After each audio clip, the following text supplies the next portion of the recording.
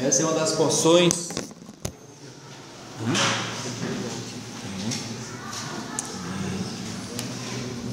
Aleluia. Amém. Senhor Jesus.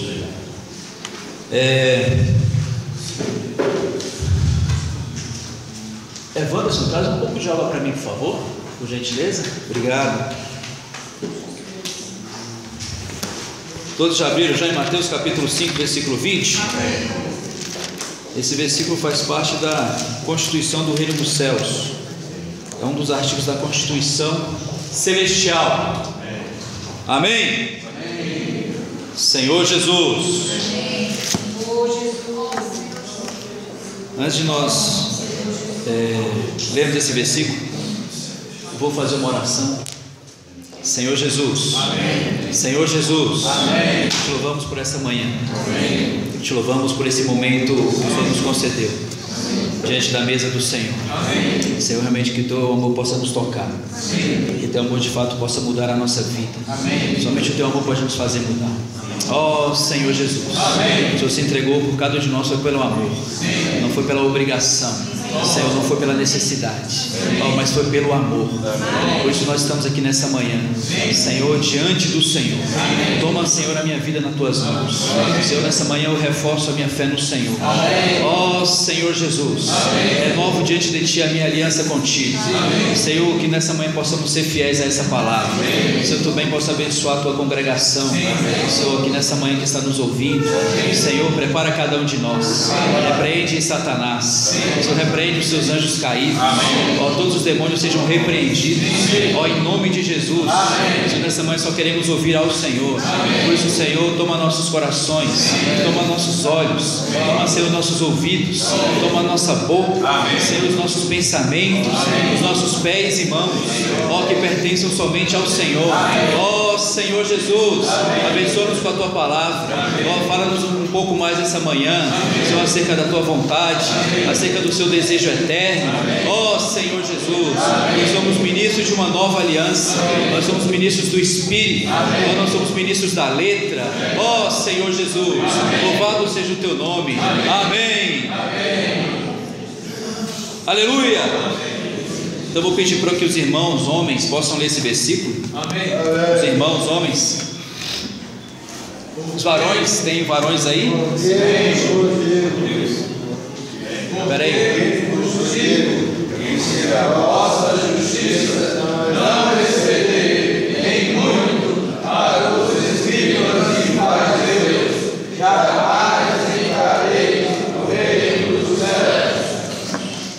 As irmãs podem ler também esse versículo? As irmãs? Amém. Porque eu digo que se a vossa justiça não exceder em muito para os escribas e fariseus, jamais entrareis no reino dos céus. Amém. Irmãos, louvado seja o Senhor. Amém. Esse é um assunto sensível que vamos abordar hoje, porque ele trata com um dos assuntos que é mais pertinentes à vida humana e um dos que mais trazem tropeços para a vida humana, que é dinheiro.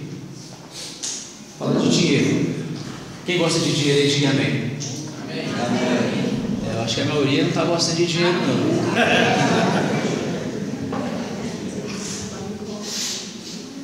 O homem caído, o homem pecador, ele sempre teve um problema sério com o dinheiro. O dinheiro sempre foi um problema para o homem.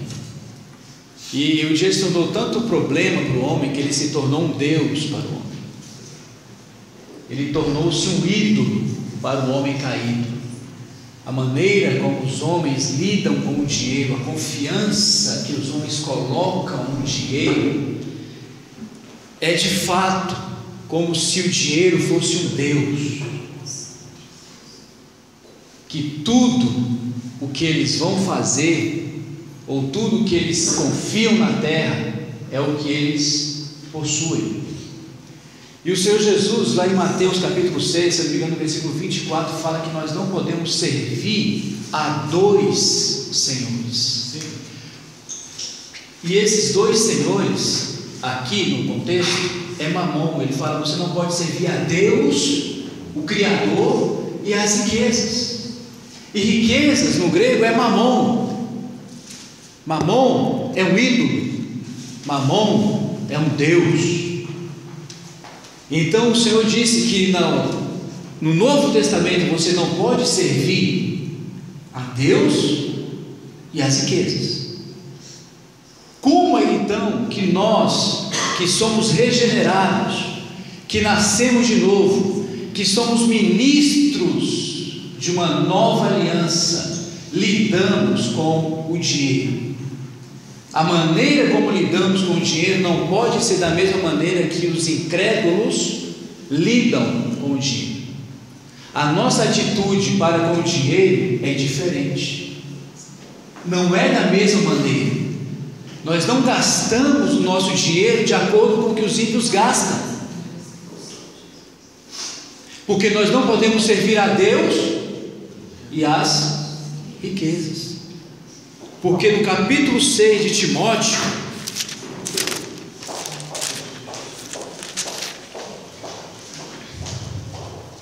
capítulo 6 de Timóteo,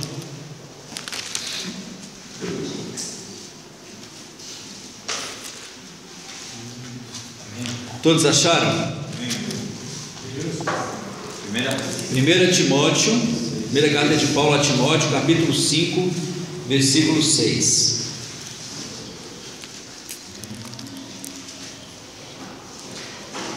Versículo 9 diz o seguinte: ora, os que querem ficar ricos caem em tentação e cilada, e em muitas concupiscências insensatas e perniciosas. Acharam 1 Timóteo capítulo 6, versículo 9? Sim. Perniciosas, as quais afogam os homens na ruína e perdição. Sim. 10. Porque o amor do dinheiro é raiz de todos os males, e alguns nessa cobiça se desviaram da fé. Como eu falei, um dos maiores tropeços para a humanidade é o dinheiro, principalmente para aqueles que já se converteram. Quando querem ganhar dinheiro, eles literalmente tropeçam e se afogam em várias concupiscências. Se desviaram da fé e a si mesmos se atormentaram com muitas dores. No versículo 17 fala assim, aí no mesmo capítulo: exorta aos ricos do presente século que não sejam orgulhosos. Ele está dizendo agora para os irmãos que são ricos, para os irmãos que têm dinheiro, para os irmãos que lidam com recursos do presente século, que não sejam orgulhosos, achando que o que está na mão deles foram eles que conquistaram. E nem depositem a sua esperança, olha só como é que a Bíblia chama o dinheiro, na instabilidade da riqueza. Não deposite, viu, Jacé, você que é rico, não deposite a sua esperança na instabilidade da riqueza, porque é instável. Se tem uma coisa que é instável nesse mundo, chama-se o quê? Riqueza, dinheiro. Você lembra no Brasil na década de 90, quando o Collor assumiu, tinha um investimento que se fazia, os mais antigos vão se lembrar disso, o tal do overnight. A inflação estava lá nas alturas, então as pessoas, por causa da cobiça, do desejo de ganhar, de ficar rico, todo mundo botou dinheiro na poupança, porque o juro era muito alto. Então as pessoas ficavam ricas da noite para o dia. Aí de repente, o Collor apareceu com a sua Zélia Cardoso: vamos fazer um plano, vamos passar a mão, vamos tirar o dinheiro. Mudou o plano econômico, meu amigo. Nessa época, pessoas morreram, pessoas se mataram, porque pegaram suas casas, os seus bens seguros, pegaram os seus carrinhos na época, que não é esses carros que tem hoje, e botou tudo na poupança. Da noite para o dia veio lá o Collor, passou a mão. Por quê? Instabilidade da riqueza. Crise de 2008, das maiores potências do planeta, Estados Unidos da América, Sabe qual é a dívida dos Estados Unidos hoje? 13 trilhões de dólares. O país mais rico afundou. Por quê? Confiou em quê? Na instabilidade das riquezas. No capítulo 6 de Mateus, o Senhor fala que nós devemos botar o nosso tesouro em uma família. Amém. O nosso rico dinheirinho que nós amamos, o suor do nosso rosto que se escoa a cada dia que nós saímos para o trabalho, esse rico dinheiro que nós conquistamos, que nós ganhamos, que Deus nos deu, Ele fala que nós devemos colocar esse tesouro nos céus. É o melhor lugar. Amém. Onde não tem crise econômica. Amém. Onde não tem ladrão para roubar, onde não tem sequestrador para pegar o teu filho e te sequestrar e te ameaçar.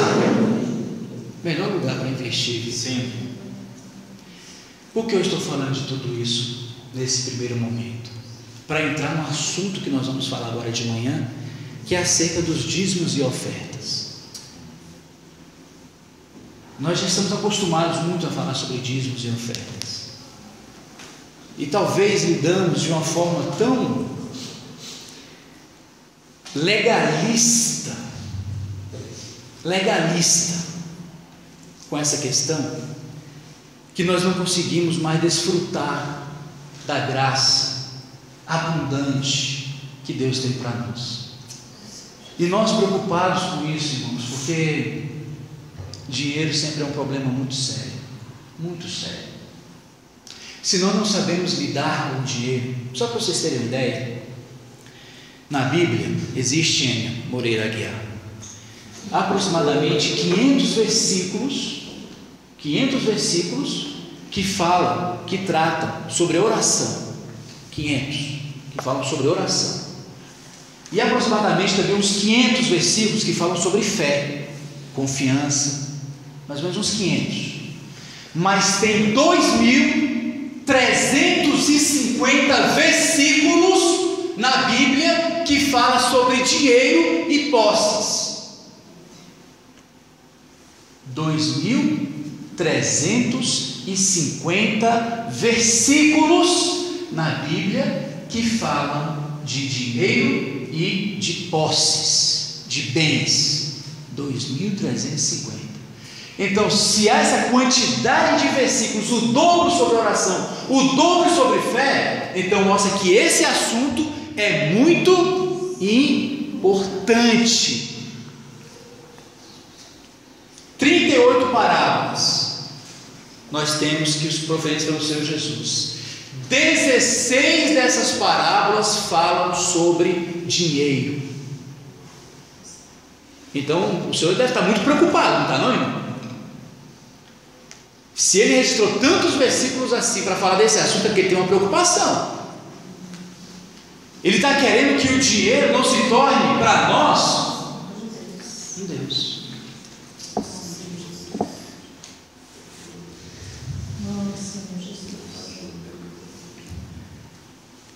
O dinheiro, a Bíblia fala no capítulo 16 de Lucas, que é da injustiça. Irmão, e todos os seres humanos, eles matam e morrem por causa do dinheiro, como nós vimos aqui em Timóteo 6. Ele é a raiz, o amor ao dinheiro.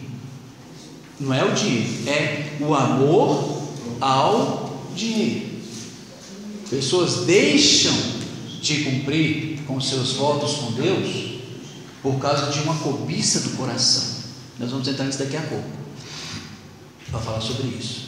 Essa é a introdução, que ele tem que preparar o terreno, tá? Para vocês verem a importância que é isso. Então eu pensei, meu Deus, se 2.350 versículos falam sobre dinheiro, então quer dizer que o dinheiro ele vai afetar, e pode afetar a sua fé, e pode afetar também a sua vida de oração. Tem outra coisa que mais perturba o crente para ele não orar, para ele não ter fé em Deus, não ter confiança em Deus? Chama-se dinheiro. Chama-se a dificuldade que se tem de lidar com o dinheiro que Deus deu para ele. porque o problema é que o crente acha que o que ele tem é dele mesmo e volta para ele mesmo. Aí ele não consegue desfrutar, como aqui em Timóteo também fala, aqui no versículo 18, diz assim, não, no versículo 17 ainda, mas eu não li todo, né, na cidade da riqueza, mas em Deus, está vendo? A confiança tem que estar em Deus, que tudo nos proporciona ricamente para nosso aprazimento.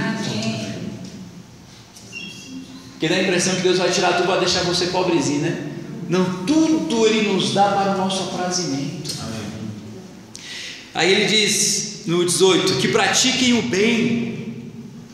Aí você vai entender o aprazimento, tá? Pratiquem o bem, sejam ricos de boas obras, generosos.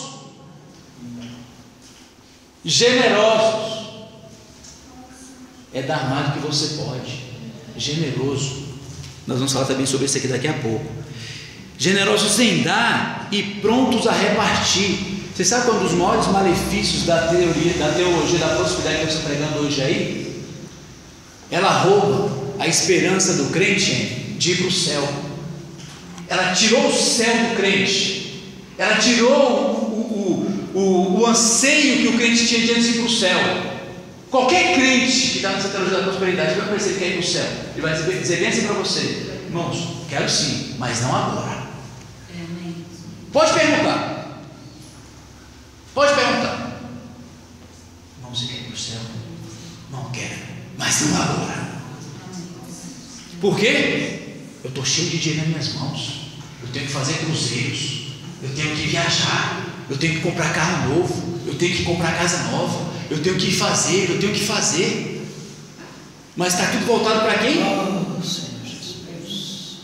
Para si mesmo. Esse é um dos maiores problemas da teologia da prosperidade, porque o fim é você mesmo. Pergunta se não vamos mais para frente. Então, para falar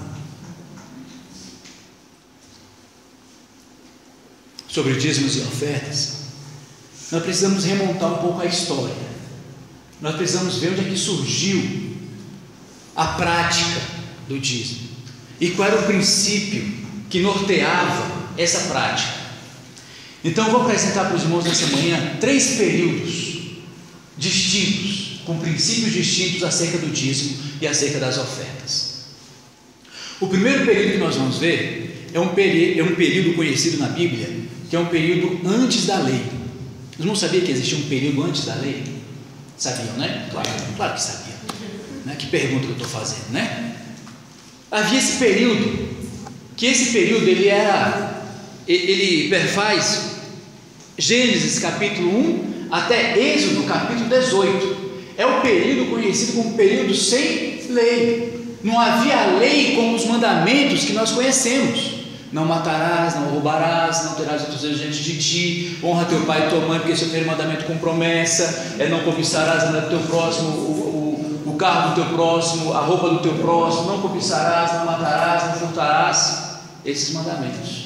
Então não havia esses mandamentos, porque de acordo com João capítulo 1 versículo 17 fala que a lei veio por intermédio de Moisés.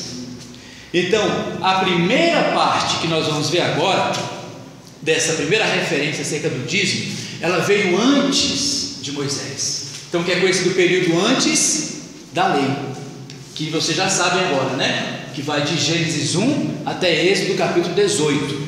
E mais um texto para poder reforçar essa ideia de que havia um período sem lei era Romanos capítulo 5 versículo 12 até o versículo 14, especialmente o versículo 13. Tá bom?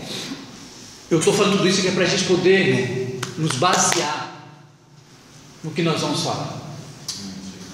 Então não havia a lei, o mandamento, as prescrições, a ordenança, a obrigatoriedade de dar o dízimo antes do período da lei. Então o dízimo ele não é uma prática que ela veio com a lei, é uma prática que veio antes da lei. A prática do dízimo. Vamos ver lá, abra sua Bíblia em Gênesis capítulo 14, nós vamos ver a primeira menção da palavra dízimo, aqui no Gênesis capítulo 14. Amém? Todos acharam? Aleluia!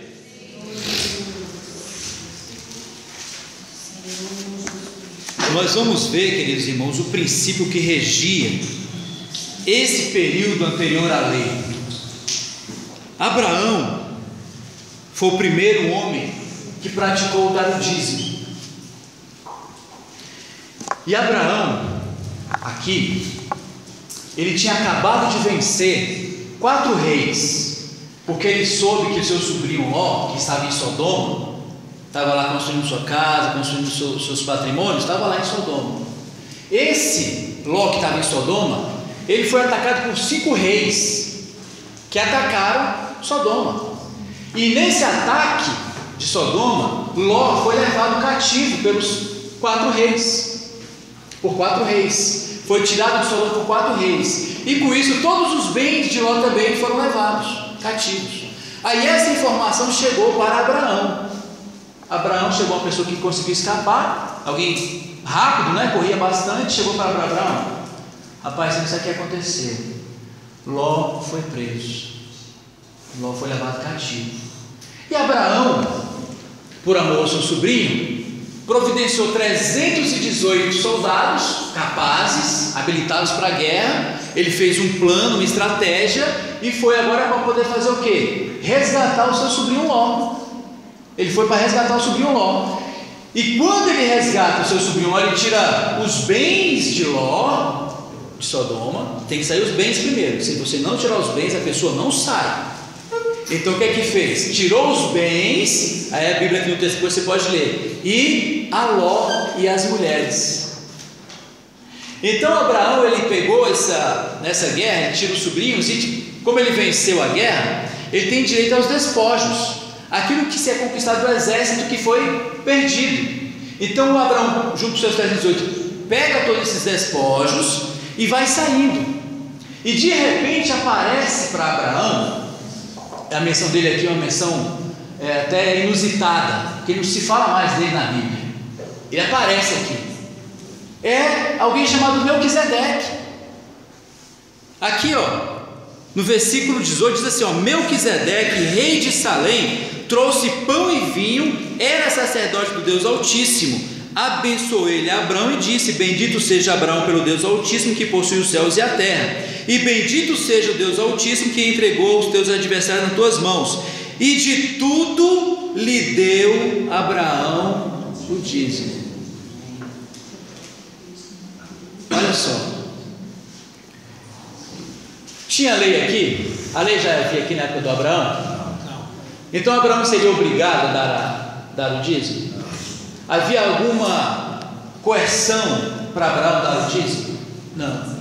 O que aconteceu aqui? Qual é o princípio que rege esse momento anterior à lei? É o princípio do reconhecimento e da gratidão.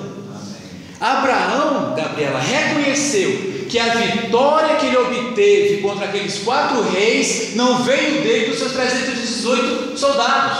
Aquela vitória veio de Deus. Porque Melquisedeque apareceu aqui na história, porque segundo lá o capítulo 7 de Hebreus, fala que o ministério de Melquisedeque é o ministério da intercessão. Então, e Melquisedeque é um tipo de Cristo. Então, Melquisedeque estava fazendo o quê? Intercedendo por Abraão. Por isso que ele obteve essa grande vitória. E como resultado desse reconhecimento que foi Deus que deu a vitória a Abraão, ele deu o dízimo. Ele reconhece que não foi por causa dele, não foi por causa da sua capacidade, dos seus 318 homens, mas foi por causa da intercessão de Melquisedeque, que representa Cristo. Então ele foi tocado, ele foi movido por esse sentimento de reconhecimento. Por isso que Abraão deu o dízimo. Então vocês guardem bem isso na cabeça de vocês. O dízimo surgiu não foi por força de lei, foi por reação espontânea de um homem que reconheceu que o que ele recebeu foi de Deus. E ele foi grato por por isso. E como é que ele podia demonstrar gratidão? Dízimo. Como demonstra gratidão? Dando. Como demonstra gratidão? Ofertando. Um outro exemplo, antes da lei, é um jovem. Eu vou falar um pouquinho para os jovens também agora nessa manhã. Vocês me aguentem hoje. Diga, filho. Uma curiosidade aqui. Eu não vou entrar em curiosidades, tá? Não vou. De tudo lhe deu Abraão o dízimo. Não existia uma lei que dissesse que era a 10ª parte. Não. Assim mesmo ele já sabia que era dízimo. Ele separou. Não podemos entrar agora, porque senão a gente vai se perder. Mas depois, no finalzinho, se a gente tiver tempo, a gente pode abrir e poder responder. A gente vai pegar o Enio, pegar os irmãos mais experientes para poder responder essas perguntas mais difíceis. Tá bom? A minha preparação é só isso aqui, então não posso me perder aqui nesse momento, tá bom? Então, o outro que fez, que deu o dízimo, tá? E dízimo também é uma questão, a gente vai entrar mais para frente, vocês vão entender, irmãos, como é fantástico a Bíblia. Nós temos que amar a Bíblia. Amém. Aí teve esse jovem Jacó. Jovem Jacó, vocês conhecem bem a história dele, né? Ele estava lá na casa do seu pai, na casa da sua mãe, estava tudo sossegado para Jacó. Jacó não tinha que esquentar a cabeça com nada, porque ele tinha um pai, ele tinha a mãe dele, e tinha um irmão dele que era caçador. Ele falou que ele era caçador, Esaú era caçador. Então o Jacó só ficava em casa, irmão. Ele não tinha que esquentar a cabeça com absolutamente nada. Ele só ficava só ajudando a mãe dele, às vezes pegando um balde de água, pegando a galinha para matar. Era da vida tranquila. Gostou, né, Nilton? Aí, meu irmão, como Deus é maravilhoso e Deus não gosta do comodismo, o que é que ele fez?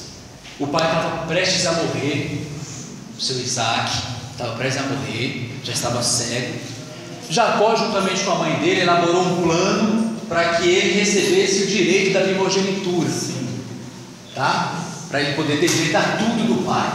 Jacó, zóio grande. E agora eu aproveito. Aí ele fez tudo isso, o irmão dele ficou sabendo. Vou ter que encurtar bastante a história, porque senão não vai dar tempo. O relógio ali não para. Se alguém pudesse botar o dedo naquele ponteiro ali, seria bom para segurar ele. Então Jacó, Esaú ficou sabendo dessa estratégia que Jacó fez. Aí o que aconteceu? Esaú agora fala para o pai, para a mãe dele, a mãe de Jacó, e a mãe dele também, né? Eu vou matar meu irmão. Ele roubou o meu direito de primogenitura. Pronto, a casa de Jacó começou a cair. A casa que ele estava tão acostumado, tão acomodado, tão confortável, começou a ter os seus problemas. As suas desordens começaram a surgir para poder mexer com Jacó. Aí Jacó ficou sabendo, a mãe dele falou: olha, Jacó, vai gostar do teu lado. Melhor tu sair daqui. Arruma as tuas coisinhas aí que tu puder levar e se manda. Sai daqui. Aí, nessa história toda, Jacó sai. Aí ele não levou nada, nem travesseiro ele levou, né? Pegou foi uma pedra. Vocês lembram do sonho dele aqui, ó, no versículo 18? Diz assim: tendo se levantado Jacó cedo de madrugada, tomou a pedra que havia posto por travesseiro e erigiu uma coluna cujo topo entornou azeite. E é o 18. 28 e 18. É Gênesis, tá? 28 e 18. Desculpa se não falei. Tendo se levantado Jacó cedo de madrugada, tomou a pedra que havia posto por travesseiro e a erigiu em coluna, sobre cujo topo entornou azeite. E ao lugar, a cidade que outrora se chamava Luz, deu o nome de Betel. Fez também um voto dizendo: amém. Jacó ele fez um voto. Aleluia. Dizendo: se Deus for comigo e me guardar nessa jornada que empreendo, que me der pão para comer e roupa que me vista, de maneira que eu volte em paz para a casa de meu pai, então o Senhor será o meu Deus, e a pedra que erigi por coluna será a casa de Deus, e de tudo quanto me concederes, certamente eu te darei o dízimo. Perceba que o dízimo que Jacó está oferecendo para o Senhor não era baseado no que ele tinha, porque ele não tinha nada. O que ele levou era um azeite e ele tornou sobre a pedra, então acabou o que ele tinha. Então o princípio também de Jacó, quando ele fala que vai dar de tudo que o Senhor concedeu para ele, vai ser o dízimo, também baseado em quê? No mesmo princípio: reconhecimento e agora ela mexe, gente, bem roda agora o púlpito. Então veja que Jacó, jovens, eu quero falar isso para vocês. Eu estava de manhã meditando, falei assim, e Jacó, o que a gente pode aplicar aqui para o Jacó? Abraão já tinha sua vida estruturada. Abraão já tinha casa, Abraão já tinha a esposa dele, a Sara, Abraão já tinha seus cavalos, tinha até servos à disposição dele. Então Abraão já estava com a sua vida tranquila. Então quando ele conquista do trabalho dele, ele oferece, né? O Enio já tem salário, já, meus irmãos que já trabalham. Agora vocês são como Jacó, na casa do pai, tranquilo, a mãe faz a comida, o pai sai de manhã para trabalhar, para se acabar lá fora, e vocês estão ali tranquilo, cabeça fria, né? Preocupação maior às vezes é estudar, e quando estuda também tem essa dificuldade também, né? É verdade, isso tem que ser claro, né? Então Jacó não tinha nada nas mãos dele, mas aí, irmãos, ele falou assim, que ele lembrou do avô dele, Abraão. Rapaz, meu avô, ele tinha uma referência, que era Abraão. Aí eu vou fazer um voto. Eu não tenho nada, eu não tenho onde cair duro. Até o lugar que eu dormi não era meu, até a pedra que eu botei a cabeça também não era minha, e o que eu tinha, que era azeite, eu derramei sobre a pedra. Então acabou, não tem mais nada. É assim a vida de vocês hoje. Vocês não têm nada, porque o que vocês têm é dos pais de vocês. Aí eu quero dizer uma coisa para vocês, jovens: façam um voto ao Senhor. Façam um voto. Jacó, quando ele saiu da casa do pai, ele fez um voto e disse: se Deus, olha, irmãos, isso aqui é importante, jovens. Se Deus for comigo, porque ele saiu da casa da tranquilidade dos pais, ele agora vai encarar um deserto longo, que a vida da gente é um deserto longo, cheio de perigos, viu, Júlio, Marcos, Mateus, Bianca, Dalit, Isaíne, todo mundo. É longa a nossa jornada. De vocês que ainda estão conquistando as coisas ainda, é muito longa.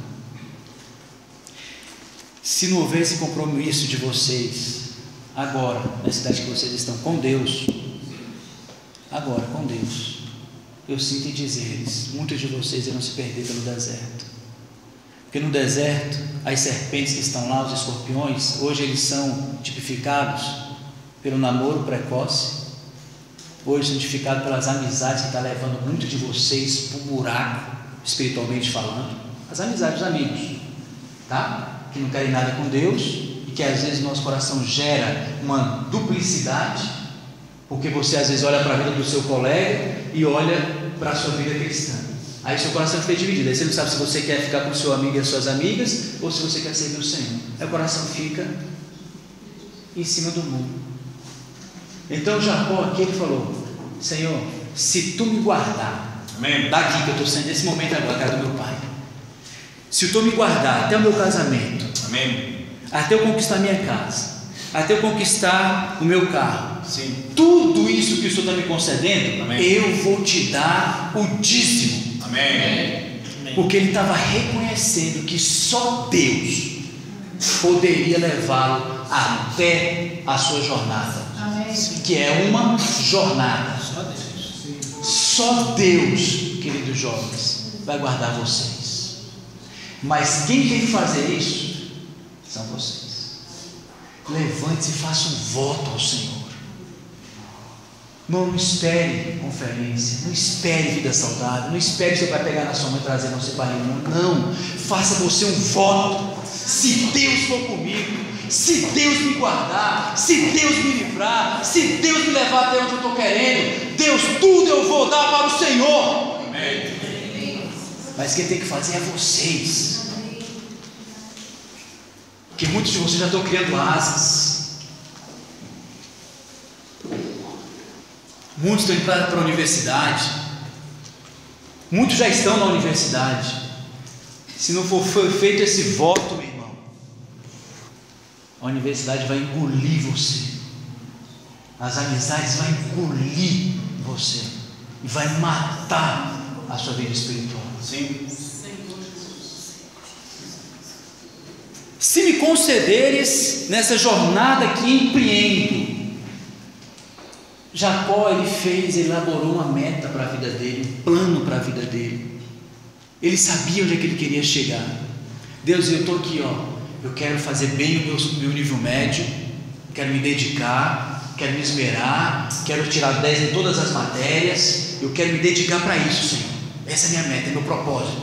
Senhor, eu quero me guardar das influências malignas, daqueles amigos diabólicos, daqueles flertes, dos flertes, das seduções. Eu quero que o Senhor me guarde. Esse é meu plano. A jornada que eu estou empreendendo, Senhor, é esta. Senhor, se tu me levar até de volta, são e salvo, tudo que o Senhor me der, o concurso público no STJ, no Senado Federal, seja onde vocês vão, tudo que o Senhor me der, eu vou reconhecer que foi o Senhor que fez, e vou dar de tudo o dízimo. Você que está fazendo amém dos jovens? Porque só vi agora só os velhos dizendo amém. Será que os jovens pode sair um amém aí? Amém. Será, Marcos? Dá para sair um amém? Está fraco demais. Pelo amor de Deus, me ajuda. Levanta e fala amém. Não, mas pode ficar de pé. Dá para ficar com vergonha? Vamos lá, você é Jacó, fica de pé. Amém. Então esses dois exemplos que dei para os irmãos, ele está no período antes da lei, antes que houvesse a obrigatoriedade de dar a lei. Foi uma coisa que surgiu no coração de Abraão, não foi Deus que colocou ele ali, foi Abraão que surgiu. Ele reconheceu que foi Deus que deu para ele aquela vitória, foi Deus que deu para ele a capacidade dele ir. Depois Jacó voltou de novo, tá? Ele alcançou os seus objetivos e ele de fato depois praticou isso aqui, mas no período antes da lei. Agora, o segundo período que nós vamos abordar é o período da lei. É o período da lei. Quando o dízimo, assim como os demais itens dentro das prescrições dos 10 mandamentos, e dos 10 mandamentos, a partir dele veio vários, que tem a lei que é principal e tem os artigos, né? Os decretos, pronto. É porque ele entende mais ou menos isso aí, né? Que as leis que nós temos hoje foram baseadas nos 10 mandamentos, tá? Todas as leis que nós temos hoje são regidas por esses 10 mandamentos. Tanto que você, quando vai fazer direito, você é obrigado, querendo ou não, tem que ler a Bíblia para saber o que é direito, tá? Então, o Senhor aproveitou que já existia, que Abraão e Jacó deram o pontapé inicial. Então agora o povo, qual era o princípio que estava regendo o povo de Israel, a partir do versículo do capítulo 19 de Êxodo até a primeira vinda de Cristo? É o período que é chamado durante a lei. Então, até Êxodo 19, quando Moisés foi para o Monte Sinai e recebeu as tábuas, até a primeira vinda de Cristo, perfaz o período que chamamos de durante a lei. Então, como é que o povo, qual era o princípio que regia, que norteava esse período da lei? O que fazia com que o povo dava o dízimo? Aí nós vamos ver aqui agora que o que era o princípio que regia principal, era o princípio da bênção e da maldição. O princípio não era mais a questão de ser voluntário em dar, não tinha mais a questão do reconhecimento que era Deus que dava. Agora se dava o dízimo baseado na bênção e na maldição. E infelizmente, talvez muitos ainda hoje dão o seu dízimo baseado neste princípio da lei, da bênção e da maldição. Por isso que existem tantos equívocos errôneos nesse quesito, porque muitos dão o dízimo por medo da punição. Porque havia, de acordo com Deuteronômio 27 e 28, lá depois vocês podem ler, lá tem as bênçãos decorrentes da obediência e as maldições decorrentes da desobediência, e o dízimo estava incluído dentro desses mesmos princípios. Então eles começaram a lidar com o dízimo, lidar com o dinheiro para Deus, nesse princípio: se eu não der, eu serei amaldiçoado, tá certo? Nada vai dar certo, nada vai prosperar, a terra não vai produzir, não vai ter chuva no meu terreno. Aí, por esse medo, eles davam o dízimo. Agora, por outro lado, tinha a bênção decorrente da obediência. Aí esse lado é que as pessoas mais gostam, porque agora esse princípio da bênção tornou as pessoas o quê? Interesseiras e barganhadoras. Eles agora estão dando o dízimo, eles estão obedecendo e dar o dízimo, a porção de 10%, agora com o fim de o quê? De receber de Deus.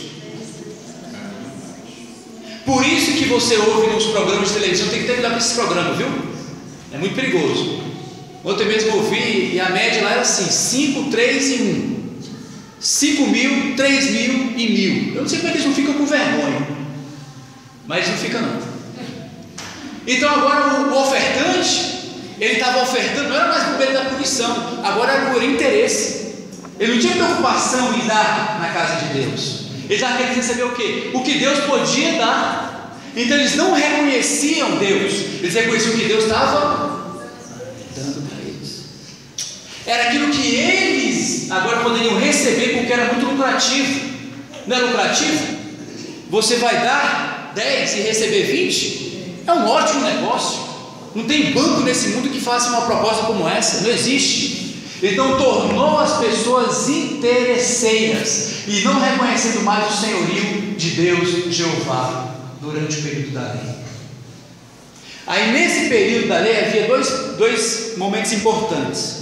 Existia o período que era obrigatório. Esse aqui era obrigatório, independente que você fosse rico ou pobre, era obrigatório, tinha que dar a mesma quantidade do ciclo do santuário. E tinha um outro dízimo em outra ocasião, que esse era voluntário. E interessante que o período do dízimo que era voluntário, em algumas ocasiões aqui, esse superabundava em muito o período do dízimo obrigatório, que isso era somente 10%. Interessante, né? Porque esse que era obrigatório, ele era para o cuidado e a manutenção do santuário. O que era voluntário era para poder fazer a manutenção, como nós temos hoje a Previdência Social. Não tem a Previdência Social, as pessoas hoje machucam, eu dava para a Previdência. Então o governo cuida dessa parte. Então esse dinheiro, que é o que Malaquias 3,10 fala, na casa do tesouro, era exatamente para quê? Para poder cuidar pobre, viúva e estrangeiros. Eram as questões sociais entre o povo e dos pobres, pobre, viúva e estrangeiro. Então esse dinheiro era para fazer isso, era para cuidar dessa categoria de pessoas que não tinham da onde tirar, porque ficou viúva e perdeu o marido, talvez não tivesse filho. Então quem tinha que cuidar? Ia deixar morrer? Não. O sacerdote tem viúva e não tem o que comer, o sacerdote tinha que ir lá e suprir a necessidade da viúva. E tinha que tirar da onde? Da casa do tesouro, porque o templo ele servia para ambas as necessidades, tanto o aspecto espiritual quanto o aspecto social do povo. É que nem a Receita Federal hoje, você que ganha um pouquinho mais, fica um valor retido na fonte. E esse valor retido na fonte era para quê? É para quê? O objetivo desse dinheiro é para ser utilizado o quê? Para hospitais, para que mais? Para saúde, educação, segurança. Então esse recurso é para ser utilizado nessas coisas, apesar de não ser, né? Mas o objetivo dele é esse. Então esse dízimo que era obrigatório tinha essa conotação, que era para poder cuidar dessas necessidades entre o povo, porque eles não tinham um governo como nós temos hoje. Eles não tinham um governo como nós temos hoje. Então, e o voluntário era para cuidar das necessidades do templo e dos sacerdotes e levitas que serviam no templo. E aí esses levitas, interessante que eles ainda tinham que tirar o dízimo dos dízimos. Eles recebiam as ofertas, porque eles não tinham herança entre o povo de Israel. Nós falamos durante o período da lei. Eles não tinham herança entre o povo de Israel, eles não tinham terra para eles plantarem. O ofício deles era somente cuidar do santuário. Ninguém mais podia fazer isso, só eles que poderiam. Então eles não podiam trabalhar. Eles não podiam sair para poder ganhar dinheiro, para poder plantar. Então esse dízimo que eles recebiam do povo de Israel, eles pegavam dessa parte que eles receberam, eles ainda tiravam mais 10%, que é a que a Bíblia chama de dízimo do dízimo, que era para a casa de Arão, que era para atender a demanda da casa do sumo sacerdote e os seus filhos. Então esse período da lei, existia esse princípio da bênção e da maldição. Primeiro, dava por meio da punição. Segundo, se tornou interessante para ganhar lucro. Então esses dois princípios. Agora nós vamos para o período que toca-nos agora, que é o período depois da lei. Uma vez que já não existe lei, a lei, porque Cristo, vamos abrir aqui em Romanos 10, capítulo 10, versículo 4.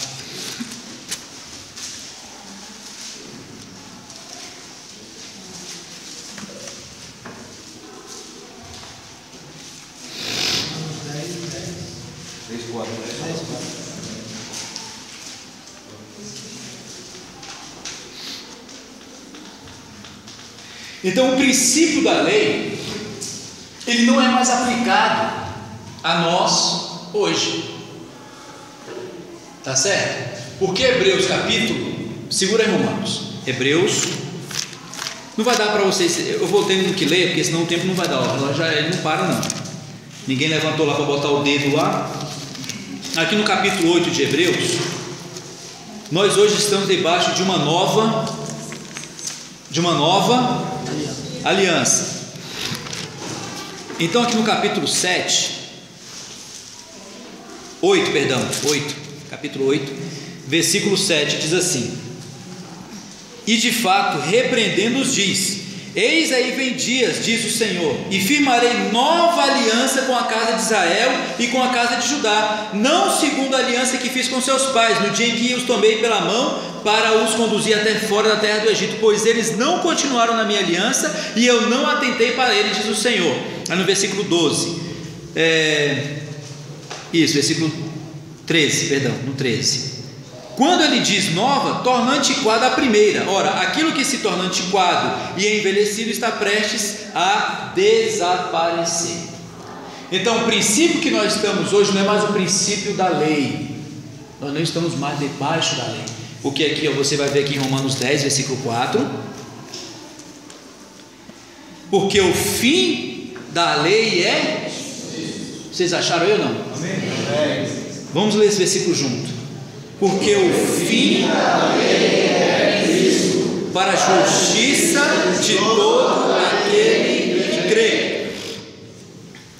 Só que aí, no Novo Testamento, existem dois versículos que se utilizam hoje para se aplicar o dízimo baseado no princípio da lei do Antigo Testamento, que era o princípio da bênção e da maldição. É por isso que se dá um dízimo, tá? Hoje, na nossa sociedade hoje, no mundo cristão, hoje se dá o dízimo por causa do princípio da lei do Antigo Testamento, tanto que os versículos que eles utilizam são todos do Antigo Testamento. Eles esqueceram que houve uma mudança de dispensação, e Deus não trata mais conosco baseado no princípio da bênção e da maldição no Novo Testamento.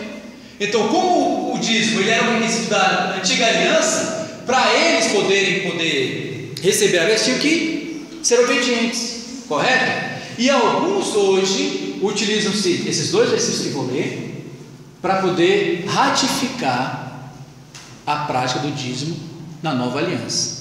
E você vai ler junto comigo e você vai ver que não tem absolutamente nada que ver. Não sei se você está ficando feliz de saber essas informações a esse respeito, né? Depois a gente vai entrar mais profundo nisso aí. Então Mateus 23 é um capítulo bem duro, é uma repreensão que o Senhor dá para os fariseus. 23.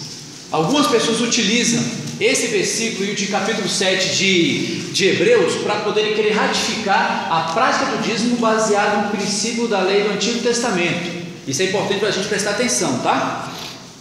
Você pode estar achando aí, talvez, que acabou. Irmão, graças a Deus acabou. Cuidado, vamos chegar lá. 23, 23 diz o seguinte: ai de vós, escribas e fariseus, hipócritas, porque dais o dízimo da hortelã, do endro e do cominho, e tendes negligenciado os preceitos mais importantes da lei. Qual é? A justiça, a misericórdia e a fé. Devieis, porém, fazer estas coisas sem omitir aquelas. Então o Senhor está repreendendo os fariseus por causa da hipocrisia deles. Se tem uma coisa que Deus odeia, é hipocrisia, é falsidade, é mentira. Deus odeia, Deus aborrece, Deus não gosta de jeito nenhum. Então eles estavam aproveitando-se desse período. Então eles davam o dízimo de tudo. Então, se você observar a prática dos fariseus, lembra que nós lemos de Mateus 5,20? Que a nossa justiça tem que fazer o quê? Exceder, tem que ir além. E os fariseus aqui, eles eram fiéis. Eles eram fiéis, porque eles davam do dízimo de tudo que se produzia, porque eles eram uma sociedade agrícola, era uma sociedade pastoril. Então eles não tinham um mercado como nós temos hoje, não tinham um emprego que nós temos hoje, não tinha. Eles tinham que ir no campo plantar, e dessa plantação eles tiravam o dízimo da sua plantação, da sua colheita, correto? Então eles davam aqui o dízimo do endro, do cominho e da hortelã. Então se é dízimo dos três, daria quanto aqui? Qual era a porcentagem que daria? 30%. Se você plantasse soja, milho, seria quanto? Então o dízimo que eles estavam praticando era baseado naquilo que eles produziam, que excedia muito os 10%. Os irmãos percebem? Mas a aplicação é só os 10%, né? Porque é uma porcentagem fixa. Mas hoje nós não estamos mais baseados nesse princípio da lei. Então este versículo aqui de Mateus 23, 23, ele não ratifica a prática do dízimo hoje. O Senhor está repreendendo os fariseus por causa da sua hipocrisia, porque é aquilo que eu falei no início da reunião. Eles achavam, N. Moreira Guiar, que pelo fato deles darem dízimo, eles podiam esquecer das questões interiores, das questões da sua própria pessoa, de como ele estava em relação à justiça a si mesmo, em relação à misericórdia, em relação às outras pessoas, porque eles pegavam só para eles. O dízimo era só deles, eles negligenciavam os pobres, negligenciavam as viúvas, negligenciavam os estrangeiros, eles não davam, era só para eles. Tanto que a roupa deles era uma roupa especial. Quando ele estava na rua, já via logo, porque era tudo para eles. Eles não dividiam, eles não distribuíam, eles não ofertavam, era só para eles. Então o Senhor estava aqui repreendendo essa prática avarenta deles. Não ratifica o dízimo no Novo Testamento, da porcentagem de 10%, não ratifica. Então eles achavam que eles podiam, só, Senhor, estou dando o dízimo. Então a gente pode negligenciar a nossa vida cotidiana. Nós não precisamos pedir perdão para ninguém, a gente não precisa pagar nossas contas em dia, a gente não precisa corrigir a nossa vida diante dos nossos familiares. Não precisa nada disso, porque eu já dou o dízimo. Você conversa com qualquer pessoa que faz essa prática, irmão, você vai olhar para a vida dela, ela não está preocupada com nada disso não. Por quê? Ela só fala uma coisa para você: mas eu sou fiel no dízimo. Ai, mas eu bati o carro. Primeira coisa que ele vai dizer, primeira coisa, eu bati o carro, mas eu sou dizimista, eu sou fiel, todo mês eu levo meu dinheirinho. Está baseado em quê? No princípio da bênção e da maldição. Então está dando, esperando que Deus não deixe mais ele bater carro, que o filho não pode mais adoecer, que o ladrão não pode entrar mais dentro de casa, que você não pode ter um contratempo. É baseado nisso. Aí entra nas nossas cabeças, que nós não conhecemos a Escritura, aí dá um parafuso. Gente, eu estou servindo, gente, eu estou andando assim, eu estou fazendo isso, eu estou fazendo aquilo. E bati o carro, roubaram o carro do Rio uma vez, nós estávamos no vídeo treinamento na casa da Elizabeth, do Josimar. Falou, não foi? Um Opala 86, vindo que ele amava o Opala. Roubaram. Alguém aqui tem isenção? Porque é oferta? Porque veio para a reunião? Porque está invocando o nome do Senhor? Alguém aqui está isento? Levanta a mão aí, pelo amor de Deus, eu quero conhecer, quero ficar juntinho de você. Eu também não quero sofrer essas coisas. Mas o fato de se dar, você não tem garantia nenhuma de que você não vai passar por intempéries na sua vida. O relacionamento que se estão apresentando para nós hoje é o relacionamento de Deus se fosse um banqueiro. Vamos parar com isso. Nós prestamos o nosso culto a Deus baseado no que Ele é, na promessa que Ele nos deu de ir para o céu, para o reino milenar, e não de querer receber alguma coisa nessa terra. Mas nós recebemos, nós vamos ver aqui mais para frente. Mas a motivação e o princípio não é esse. Não é esse. Então, eu não vai ler porque o horário não para. Depois vocês leem Hebreus capítulo 7. Também eles utilizam, porque o apóstolo vai fazer uma dissertação acerca de que ele quer provar que o ministério sacerdotal de Jesus é superior ao de Arão. Então ele usa aquele trecho lá de Gênesis capítulo 14 e insere aqui dentro desse texto de Hebreus 7. Aí alguns usam, não, mas está na Bíblia. Está na Bíblia, está no Novo Testamento. Aí às vezes eu falo para alguns assim: rapaz, você sabe o que tem no Novo Testamento também? Judas se enforcou.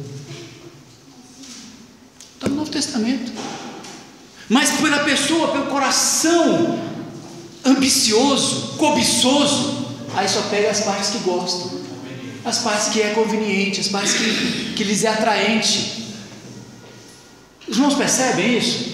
Nós não podemos nos relacionar com o Senhor dessa maneira. Nosso relacionamento com Deus, nós vamos ver aqui agora. Vou dar 5 princípios no Novo Testamento de como nós lidamos com o dinheiro, como nós lidamos com as ofertas, e eu vou falar também acerca do uso dessa oferta. O que se faz quando você bota o seu dinheiro no gasofilácio? Para onde é que vai? Quem é beneficiado com esse dinheiro? Você vai ficar sabendo hoje. Graças a Deus que um dos tesoureiros estão aqui, Ricardo David. O outro está viajando na conferência, que é o irmão Natal, que são os irmãos que cuidam dessa parte financeira da igreja. Você vai ficar sabendo, para você ver como é que nós estamos 100% baseados dentro da palavra de Deus, para que nós possamos continuar sendo pessoas generosas, pessoas voluntárias, pessoas liberais, e não sejamos regidos pelo princípio do dar e receber, do receber e dar. Não é isso. Não é isso. Vamos entrar agora no Novo Testamento? Amém. Porque senão o tempo não dá, né? O gente já está agoniado, já estou vendo o pé dele mexendo, eu já sei que ele está agoniado. Porque a gente já se conhece bem, então a gente já vai, né? O período depois da lei é conhecido no Novo Testamento aqui em Efésios 3:2. Não precisa abrir, irmão, só preste atenção, porque não vai dar tempo, e aqui eu vou ter que dar uma rochada boa. É conhecido como a dispensação da graça, a dispensação do favor de Deus, a dispensação do desfrute de Deus. É a graça. E muitas vezes nós também cometemos um erro terrível nesse período aqui da dispensação, porque como assim nós não temos mais a punição da lei, não temos mais a maldição da lei? Porque se você ligar no capítulo 3, fala que Cristo ele levou a maldição da lei sobre si no Calvário. Ele levou. Por isso nós não estamos mais regidos debaixo dessa maldição, porque Cristo já levou essa maldição. Dá para ser um amém? Amém. Eu e você não estamos mais debaixo da maldição da lei. Hoje nós estamos debaixo da graça, estamos debaixo do favor de Deus. Então Deus lida conosco nesse período de uma forma diferente, e até com os nossos recursos Deus lida de uma forma diferente. Você vai ficar surpreso nessa manhã, porque muitos podem estar pensando: meu Deus, que maravilha, eu agora não preciso mais dar os 10, eu estou livre dos 10. Senhor, muito obrigado por levantar esse irmão para falar isso para mim. Você vai ficar surpreso hoje. O mais importante no Novo Testamento, você lê depois aqui, ó: se é que tendes ouvido a respeito da dispensação da graça de Deus a me confiada para vós outros. Então, esse período que nós estamos agora, que é o período após a lei, é o período conhecido como a dispensação da graça. Nós vamos ver que, como eu falei, o ser humano sempre tem muita dificuldade para lidar com o dinheiro, sempre. E uma das manifestações, uma das evidências que nós fomos salvos, aqui, a igreja primitiva, capítulo 2 de Atos. Aqui você vê como é que o período da lei, o período da graça, ele é diferente. Ele não está mais debaixo do jugo da obrigação da lei. Não está. Esse que nós vamos ver aqui agora, nós vamos ver alguns outros versículos, você vai ver que eles não estão mais rígidos ainda. Você também pode afetar. Eu sei que às vezes tem um dia que nós... Às vezes pode falar assim: não, pai, essa camisa aqui é muito cara, esse valor que o senhor vai comprar isso, eu vou comprar outra, e essa diferença aqui o senhor me dá que eu vou ofertar. Amém. Nós podemos. Amém. We can. Yes, we can. Nós podemos. Viu, Júlio? Pode também. A Coca-Cola, deixa ela de lado. Oferta. Isso é bênção para você. Amém. Então aqui, o povo, vocês já sabem, não dá para entrar em toda a história, o relógio não para. Eles tinham acabado de serem revestidos do Espírito Santo. Eles acabaram de ter sido experimentado uma salvação tremenda da parte de Deus. Aí o que aconteceu de forma muito espontânea, Paulina? Não havia uma lei aqui, não tem uma obrigação aqui, mas olha o que aconteceu. Olha como é que eles estavam dando-se para a igreja. Olha só, 45, todos os que creram estavam juntos e tinham tudo em comum, vendiam as suas propriedades e bens, distribuindo o produto entre todos, à medida que alguém tinha necessidade. Então, eles aqui estavam demonstrando pela salvação de Deus que eles estavam vencendo a usurpação do dinheiro, que Satanás usa para poder usurpar o coração dos homens, porque você sabe que você bota o coração naquilo que você considera que é importante. Se você compra um carro, você bota o coração aonde? No carro. Não é? Você fica todo preocupado se alguém vai arriscar, que o irmão está entrando no teu carro, às vezes nem leva porque o carro está novo, deixa ficar um pouco mais velho para depois levar o irmão. A verdade é essa. Mas quando nós experimentamos a salvação de Deus, nós vencemos essa usurpação dos bens. Tanto que eles tinham propriedades, além da que eles moravam, eles tinham várias outras propriedades. Então eles pegavam, vendiam e davam aos apóstolos. Então aqui não tinha porcentagem aqui? Tinha porcentagem? Tinha alguma obrigação de dar porcentagem? Diz aqui que eles vendiam as suas propriedades e bens, distribuindo entre todos à medida que cada um tinha necessidade. Se você for aqui comigo no capítulo 4 também, de Atos, no versículo 32 também, continua essa mesma prática. Aí nós vamos entrar no outro período aqui, dos aproveitadores. Da multidão dos que creram, era um coração e a alma, amém?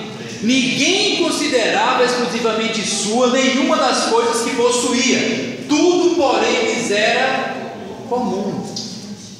Nós sabemos que esse período maravilhoso, ele não durou muito tempo, mas o que eu quero mostrar para os irmãos, que o princípio do Novo Testamento não está mais baseado na entrega por medo da punição e nem por interesse. Eu vou dar porque Deus vai me dar em volta. Nossa preocupação hoje não é essa. Primeiramente, já vamos voltar, depois eu vou falar dos princípios aqui, que senão eu vou me perder aqui. Da multidão total, Jolene, né? Com o poder, as portas total davam testemunho da ressurreição do Senhor Jesus, e em todos eles havia abundante graça. Lembra do período que nós estamos vendo agora? Graça, havia abundante graça, tinha muita graça. Então, quanto mais graça eles tinham, como o irmão Dom tem nos ensinado, mais ministério, o ministério que era da oferta. Então eles davam, não estava preocupado se era 10, se era 20, se era 50, se era 100, estava aí calculando, não. A salvação de Deus resultou numa entrega completa. Completa. Tinha excedente? Oferta. Está passando? Oferta. E nós vamos ver que o princípio do dar aos pobres também permanece no Novo Testamento, uma coisa muito negligenciada pelos cristãos dos nossos dias, inclusive por nós. Nós damos pouca atenção aos pobres. Primeiro os pobres entre nós e os pobres lá fora. Um asilo, às vezes, levar uma roupa, né? Levar uma cesta básica. Resultados são boas obras. Isso é para nós vencermos essa usurpação que nós temos. Não, Deus tem nos dado tanto. Deus tem nos dado tanto. Está na hora de botar a mão no bolso. Amém, gente? Amém. Pois nenhum necessitado havia entre eles, porquanto os que possuíam terras ou casas, vendendo-as, traziam os valores correspondentes e depositavam aos pés dos apóstolos, que administravam os recursos. Então se distribuía a qualquer um à medida que alguém tinha necessidade. Como no Antigo Testamento eram os sacerdotes que administravam os recursos que entravam, a mesma coisa, os apóstolos do Novo Testamento, eles que administravam aqueles recursos. Depois eles passaram por diáconos, já se foram tomar conta dessa parte. Eles tinham que pegar e dar para os pobres, cuidar dos pobres entre os irmãos, tá? Primeiramente entre os irmãos, os pobres. Você olha na igreja, você vê que tem muita dificuldade, necessidade, não tem muitos recursos. Você lá tocado pelo Senhor vai fazer uma cesta, você vai preparar um arroz bom, um feijão bom, aquele feijão delícia, um arroz cristal. Você sabe por quê? Porque muitas vezes nós somos tão avarentos, tão amantes do dinheiro, um coração tão corrupto, que quando nós pensamos em dar alguma coisa para alguém, nós primeiro olhamos, está sobrando, já queimou aqui, isso aqui não está mais, isso aqui não quer mais, pega isso aqui, dá para o irmão. Não, vamos levar para o irmão. Aquele trapo velho, aquele lixo velho que está lá na sua casa ocupando seu armário, não quer mais. Irmão, não faça isso. E às vezes vai para o local, não faça isso. Não faça isso. O princípio da graça é o princípio da voluntariedade. Você não é obrigado a trazer, mas se for, traga o melhor. Traga o melhor. Não traga porque queimou, não. Aquele arroz xerém lá, que parece comida de pintinho, não traz para os irmãos, não. Dá arroz bom para os irmãos. Não está com dificuldade, está com necessidade, leva uma coisa boa, leva um colchão mole para ele, um leite, uma coisa boa. Irmão, você vai ver o tanto que isso vai. É maravilhoso isso, nós vamos ser libertos desse apego. Aí você deve estar pensando, mas eu sou pobrezinho, tem para você também, a gente vai chegar lá, fica tranquilo. Vamos lá para o capítulo 5 de Atos. Entretanto, certo homem chamado Ananias, com a sua mulher Safira, preste atenção nesse casal aqui, um casal tremendo, o casal, eles eram únicos. A igreja precisa desse tipo de casal, um casal que seja único em tudo que vão fazer, e morram junto, que morram junto. A igreja precisa desses casais hoje, do princípio, tá? Da união deles. Vendeu uma propriedade, veja, não está todo mundo vendendo? Não está todo mundo pegando suas propriedades e vendendo? Aqui no capítulo 4, no capítulo 2. Aí está lá Ananias e Safira também. Eles estão vendo aquela movimentação toda, aquela coisa bacana, os irmãos, todo mundo feliz, alegre, aquela coisa toda. Quem imagina isso aqui, esse ambiente de alegria, de satisfação, os irmãos felizes, muita graça de Deus, muito desfrute de Deus. Os irmãos ofertando, aí Ananias e Safira batendo um papo. Deve ter sido a Safira que chegou nele, e falou: vamos mudar, né? Não, aí ele gostou. O Ananias chegou na Safira, falou: Ananias, ô Safira, rapaz, aquele terreno, naquele ponto bem localizado que nós temos lá, a gente podia vender ele também. Aproveitar, os irmãos estão todo mundo vendendo. E olha que esse tempo é um tempo difícil de vender terra. É terrível, a gente está tentando vender já há um tempão já, e a gente está conseguindo. Vamos fazer uma oração, vamos vender ele. Senhor, se tu nos ajudar a vender esse terreno, nós vamos pegar e vamos dar aos pés dos apóstolos. Eu acho que eles fizeram essa oração. Não está aqui não, mas eu acho que eles fizeram. Aí eles combinaram, não, tá bom, vamos fazer isso. Mas não era o que estava no coração deles. Não era o que estava no coração deles. Aí o que é que eles fizeram? Mas, em acordo com sua mulher, olha só, era um casal que conversava. Aqui eles eram um. Eles tinham interesse mútuo. Você já viu quando tem interesse mútuo, como é que a gente trata uma outra?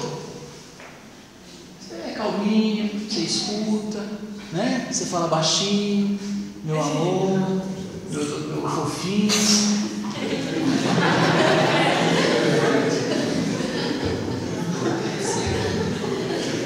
Então tinha isso aqui entre eles, né? Aí, vamos vender o terreno. Olha só, mas em acordo com a sua mulher, reteve. Eles conseguiram vender, porque ele não tinha orado antes. No primeiro versículo eles oraram para vender, porque estava difícil, ninguém estava comprando terra naquele dia. Mas devido àquela movimentação toda dos irmãos, aí os irmãos entregando tudo, então Deus abriu a porta, então apareceram compradores. Tinha compradores. Porque era um tempo difícil de vender. Aí não, vamos vender e depois que a gente pegar o dinheiro, a gente retém a metade. 100 mil reais, olha, imagina, a gente dá 50, rapaz, dia de mal, dá 50, lança aos pés dos apóstolos, a gente fica bem entre os irmãos, porque era pública essa oferta, tá? Era pública a oferta, e a gente fica com 50 mil, aí eu deixo 10 contigo, que não pode ser tudo, né, que é perigoso, 10 com Safira, e os 40 ficam comigo para poder ir administrando as coisas, comprar aquelas coisas que a gente está querendo, aquelas viagens que a gente está planejando e tal. Pronto, eles entraram nesse acordo aí. Vamos ver o resultado, irmão, por isso que eu estou falando. A graça, ela é superior à lei. Nós, por acharmos que não temos talvez a obrigação de dar o dízimo, porque hoje nós não temos a obrigação, nem temos a maldição da lei, nós também fazemos as coisas de uma forma muito de qualquer jeito, muito sem envolvimento com Deus, muito sem buscar a face de Deus, e nós achamos que é só chegar aqui e botar num gasofilácio. Nós estamos muito enganados, e hoje, querido, nós está quebrando esse engano, ele está rompendo com esse engano. Não vamos fazer as coisas porque nós estamos debaixo da graça, você não vai ser consumido, que foi só um exemplo, irmão. Veja o que aconteceu. Então disse Pedro a Ananias: por que encheu Satanás o teu coração, para que mentisses ao Espírito Santo, reservando parte do valor do campo? Pedro não sabia que ele tinha, quanto é que ele tinha vendido, mas o Espírito Santo tocou Pedro: Pedro, eles estão mentindo. Não aceita não, Pedro, é mentira, isso aqui está dando só para se mostrar, ele está dando só para ficar bem na fita. Pedro, não aceita não, esse camarada vai ter que morrer hoje, porque tem que deixar exemplo, tem que começar agora, Pedro. Primeiro dia, tem que começar agora, porque esse negócio que vai se proliferar, vai virar um negócio terrível, porque tem um monte de gente hipócrita aqui. Pedro, não quero isso não, é agora. Aí o Espírito, o Satanás encheu o coração dele, estava na igreja, irmão, Ananias e Safira estava na igreja, mas o Satanás encheu o coração dele, para quê? Para trazer dano para a igreja. Por isso que Deus teve que tratar com ele daquela maneira, matando ele, fazendo eles morrerem fisicamente. Aí olha o versículo 4, que é o princípio da graça, preste bem atenção no versículo 4: conservando, aqui ele está quebrando o paradigma do dízimo, tá? Ele está quebrando aqui, conservando, porventura, não seria teu? Não era seu campo, Ananias e Safira?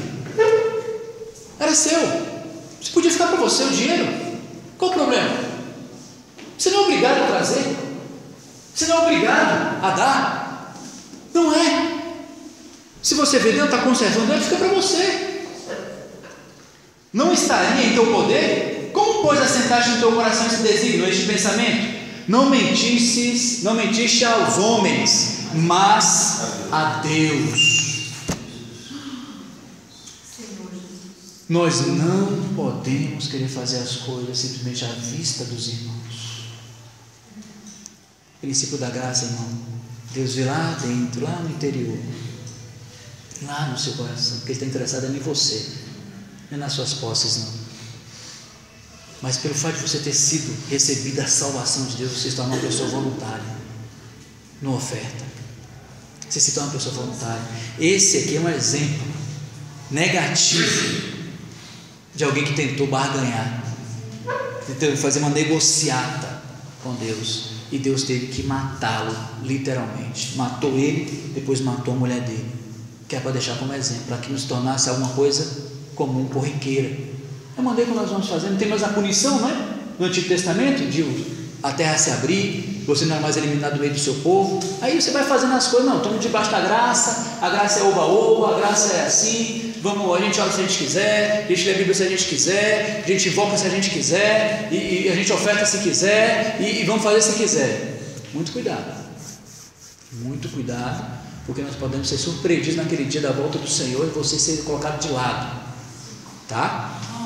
O princípio da graça, ele é muito mais rígido Lembra de Mateus 5:20? Que a nossa justiça tem que exceder. Se eles davam do coentro, do cominho e da hortelã, que era o que eles tinham, então exceder teria que ser no mínimo o quê?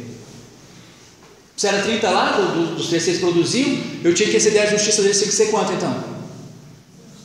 No mínimo 40. Mas prega-se aí os 10, porque eles constroem tantas catedrais enormes, templos enormes, que dão uma despesa absurda, que aí eles usam dos seus púlpitos, Malaquias 3:10, para amedrontar o povo, para infundir o medo, para infundir o terror no coração do povo. Aí o povo dá por medo da punição. Primeira coisa, você pode perguntar, não pode fazer a pesquisa. Não deu? Tá assim, é porque Deus está eu estou amaldiçoado, porque eu não estou dando dízimo,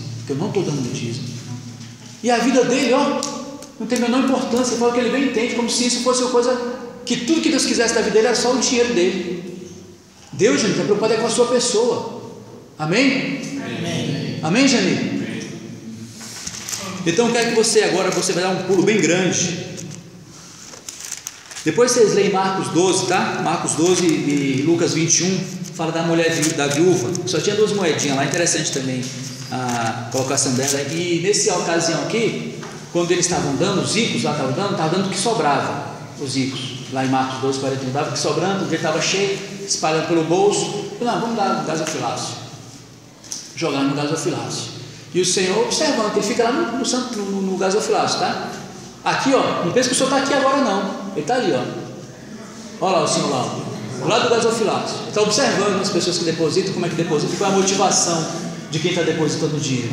Aí o Senhor está observando a cena, os ricos estão dando tudo o que sobrou. Não, isso aqui sobrou, não, a gente acabou de falar agora, sobrou, vamos colocar lá, no gasofilácio. Aí de repente uma viúvazinha pobre, com um quadrante, que era 1/4 centavo, com as 2 moedinhas, que eles talvez devem para comprar talvez só um pão naquela época, pegou as moedinhas e foi lá, botou a oferta dela. Aí, rapaz, o que aconteceu? O Senhor chama os discípulos: Pedro, João, Mateus, vem cá, deixa eu mostrar uma coisa para vocês aqui. Olha aquela viúva lá, a pobrezinha, rapaz, ela é pobre, muito pobre, ela está abaixo da linha de pobreza, ela só tinha 1/4, abaixo da linha de pobreza. Ela deu duas ofertas, agora os ricos lá, Pedro, está dando o que está sobrando. Pedro, sabe o que eu vou fazer agora? Eu vou pegar a sobra dos ricos, porque a viúva deu as 2 moedinhas, eu vou dar tudo para ela agora, para ela ficar rica. Você acha que Deus fez isso? Quem acha que Deus fez isso? Ele não fez não, gente. Ele não fez. Ele não quer saber se você vai ficar rico, se você vai ficar pobre, se você está ofertando. Porque lembre que o princípio da graça é o princípio da sua comunhão, da sua fidelidade a Deus. É a sua pessoa que é importante. Ela foi elogiada ao passo que eles foram advertidos. Ele podia ter falado, se a gente for seguir esse princípio da lei, do dar recebendo: Pedro, agora eu vou pegar a oferta dos ricos e vou dar para aquela pobrezinha, agora ela vai ficar rica. Não, ela continuou pobre, mas continuou ofertando. Então por isso que pobreza, falta às vezes de recursos, o que você tem não justifica o não ofertar. Não justifica o não ofertar, mesmo você dizendo que não tem dinheiro. Nos percebeu? Porque o princípio do Novo Testamento é o princípio da graça, que é muito mais elevado que o princípio da lei. E nós não damos na igreja o que sobra. Não é o que sobra. Provérbios 3, versículo 9 fala: dê das primícias do teu ganho ao Senhor, honra o Senhor com as primícias do teu ganho. Então veja que você não está mais baseado no limite frio, periférico da lei de 10%. Nós damos agora tudo. Carro entra, casa entra, oferta, dinheiro entra, posse entra tudo. O seu tempo entra, a sua disposição entra, o seu horário na reunião entra. É oferta, irmão. É oferta, você está ofertando. O que nós estamos fazendo aqui nessa manhã? Ofertando o nosso tempo para quem? Para o Senhor. Então eu tenho que dar o melhor do meu tempo para o Senhor. Amém. Domingo de manhã, levanta mais cedo. Agora é difícil sair um amém, né? É mais friozinho. Domingo de manhã, mesa do Senhor, levanta mais cedo. Amém. Vamos orar, vamos invocar o Senhor, Vamos nos preparar, vamos nos humilhar diante de Deus, vamos oferecer o melhor para o Senhor, e você vai ver, irmão, a vida de irmãos vai começar a mudar uma por uma. A graça de Deus vai voltar a abundar no nosso meio, a alegria vai voltar, a satisfação vai voltar, o perdão vai voltar, a reconciliação vai voltar, tudo vai voltar. Talvez por causa de um desses itens aqui a gente tropece. Então essa é a oferta da viúva, falei dela, não queria falar, mas falei. Agora a primeira é 2 Coríntios capítulo 8, vou ler aqui para vocês uns princípios bacanas, porque o horário não para, não falei nem do uso, mas hoje é domingo, a gente costuma almoçar um pouquinho mais tarde, não tem problema então.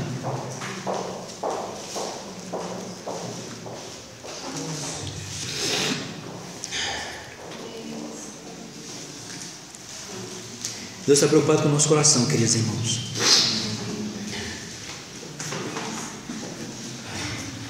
O primeiro princípio que eu quero passar para você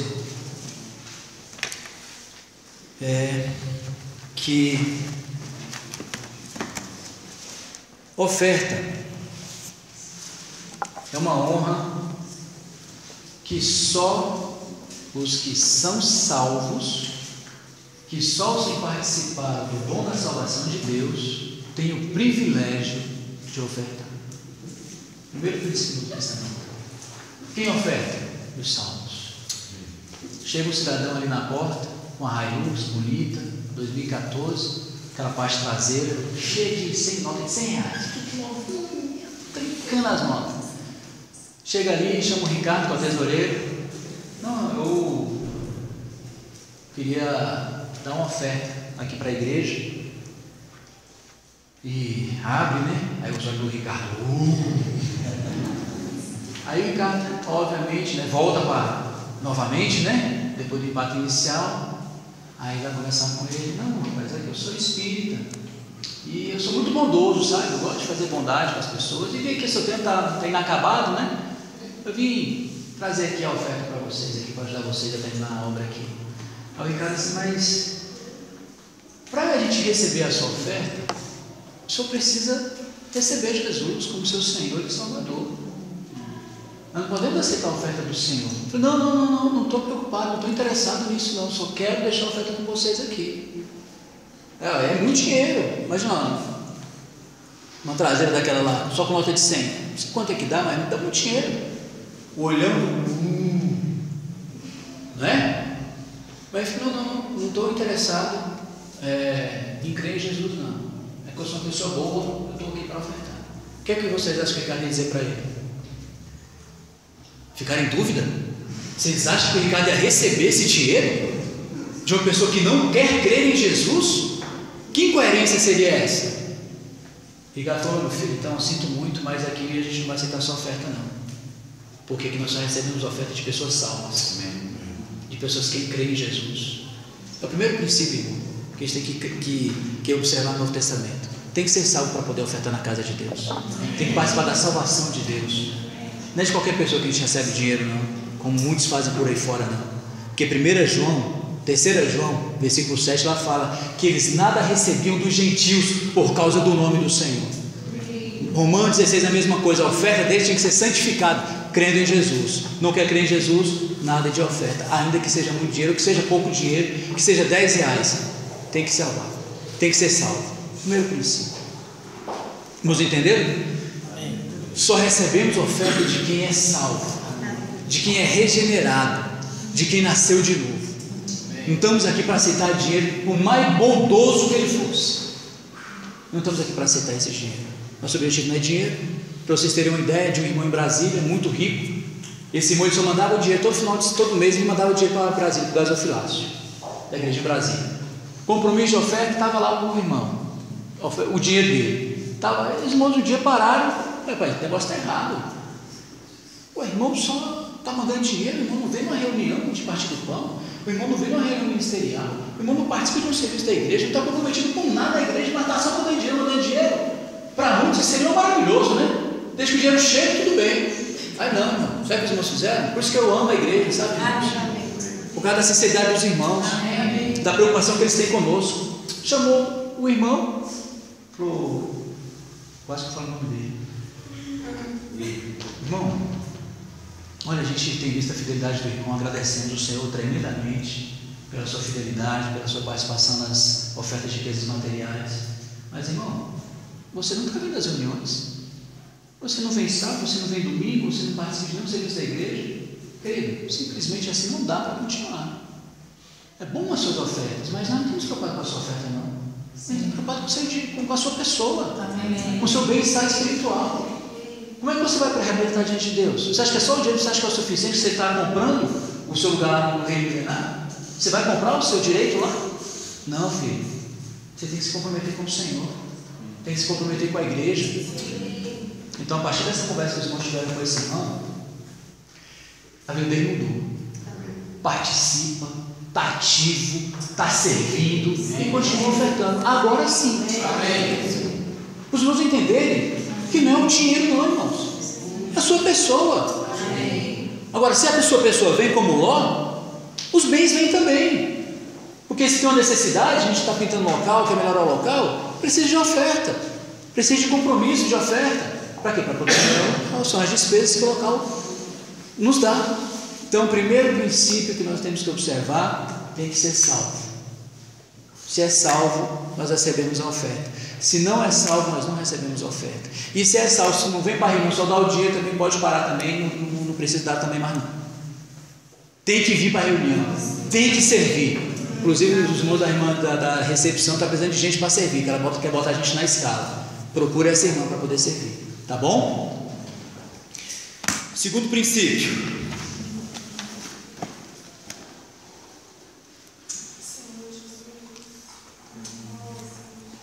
ofertar faz parte da nossa confissão de fé. Uma vez que nós confessamos fé no Senhor, a oferta, ela é um item dessa confissão. É a realidade da minha confissão de fé, é quando eu estou ofertando. Vamos abrir nossas Bíblias, aqui no capítulo 8, capítulo 9 na verdade, tá? 2 Coríntios capítulo 9, versículo 12 até o 15. Então o primeiro princípio tem que ser salvo. Segundo princípio, faz parte da nossa confissão de fé. 12 diz assim: porque o serviço dessa assistência não só supra a necessidade dos santos, mas também redunda em muitas graças a Deus. Essa assistência aos santos aqui é o ministério de oferta, tá? Visto como na prova desta ministração glorificam a Deus pela obediência da vossa confissão quanto ao Evangelho de Cristo e pela liberalidade, não estou pegando aí ou não? Que contribuís para eles e para todos, enquanto oram eles a vosso favor, com grande afeto em virtude da superabundante graça. E aqui, ó, aproximadamente, o Ricardo fez a conta aqui, ó, acho que parece quantas vezes graça nos dois capítulos? De 8 e 9? 15, né? 15.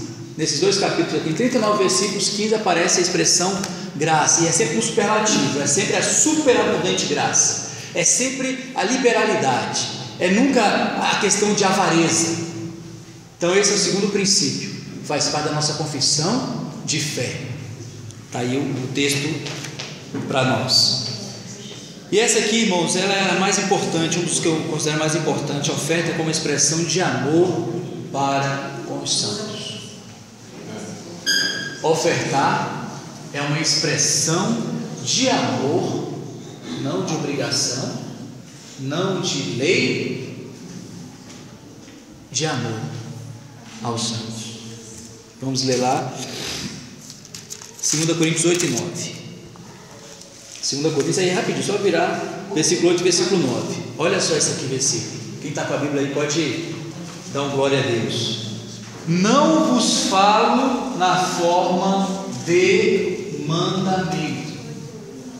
Olha só, não vos falo na forma de mandamento, mas para provar pela diligência de outros a sinceridade do vosso amor. Já foram salvos? Amém. Já faz parte da confissão da sua fé? Sim. Agora vai ser provada pelo amor. Nós não fazemos pelo ganho. Se o senhor der, o senhor vai me dar de volta. Se o senhor der, a minha casa vai ser assaltada, se me der o carro vai bater, se eu der, eu não vou ter mais doença, não vou ter. Não, nós ofertamos pelo amor. Amém, Milton? É pelo amor. Não percebe como é diferente dos princípios do Antigo Testamento? Não é diferente, Anny Moreira?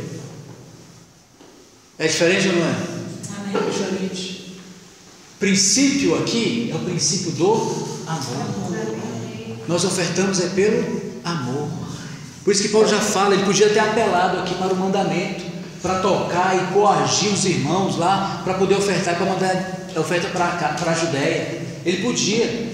Olha aqui, que nem o Ricardo me falou esses dias, nesse dia que a gente está tendo comunhão, de uma pregação que ele viu aí estava lá a pessoa falando de ofertas, né? De dízimo lá e tal. Aí tinha uma pessoa possessa possessa entre aspas, no altar, né? No tablado lá. Aí a pessoa estava endemoniada. Aí o pastor perguntava para a pessoa assim: por que tu está destruindo a vida dela? Era assim mesmo, cara? Era desse jeito mesmo a história? Tu vai ter vida dela por quê? Aí o pastor respondia, né? Ele que respondia, né? Não, a própria demoniada respondia. Como é que ela respondia? O demoniado respondia assim. Fique de pé para os irmãos ver você. Eu sei que você vai de serviço, mas não tem problema, né? Fique de pé aí. O demoniado, né? Estava o pastor conversando com o demônio, né? O demônio. Aí o pastor perguntava assim pro demônio: rapaz, o que você vai fazer na vida dela? Por que você vai tumultuar a vida dela? Você vai atrapalhar a vida dela? Você tem que parar com isso, não sei o que. Ele falou: não, ó, eu vou. Se a demônio respondia, né? Eu vou parar de tumultuar a vida dela se ela vender a casa dela, o carro dela, vender os bens dela e ofertar para o templo de Salomão, para a construção do templo de Salomão. Quer dizer, o demônio ia parar de atuar na vida da pessoa se ela vendesse os bens que ela tinha para poder ofertar. Aí o pregador, para os irmãos que estavam ouvindo ele, aí dizia bem assim: tá vendo aí, pessoal? Tipo assim, olha só, se tu não vender a tua casa, teu carro, a tua casa, como é que tu vai ficar aqui? É isso que nós queremos, irmãos? É isso que nós queremos, Adriano? Precisamos disso? Não. Mas fazem isso aí fora, irmão. Coisas muito piores, vocês não têm nem ideia do que se fazem. Até tijolo vendem. Até tijolo vendem.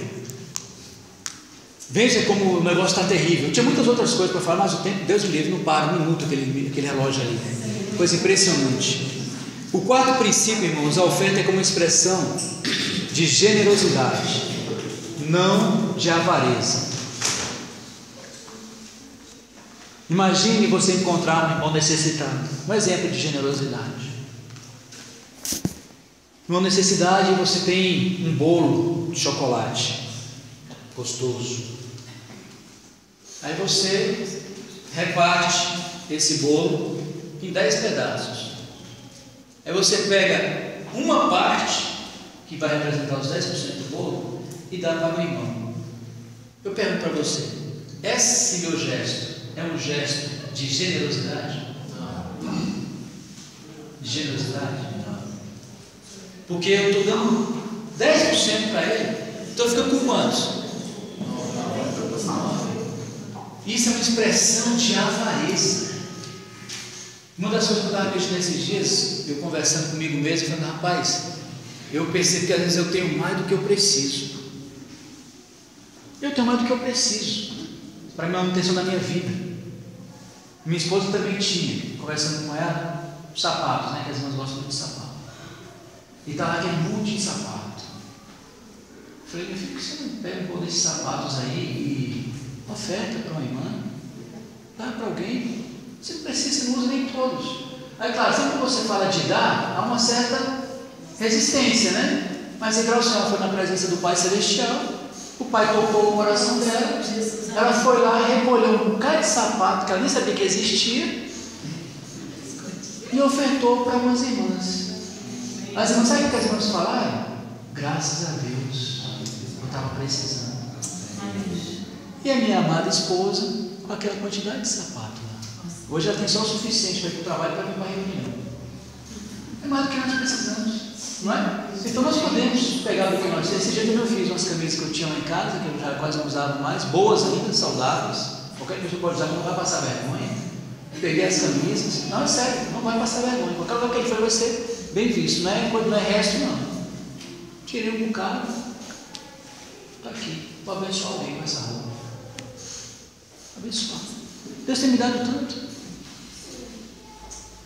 Tem dado tanto para nós.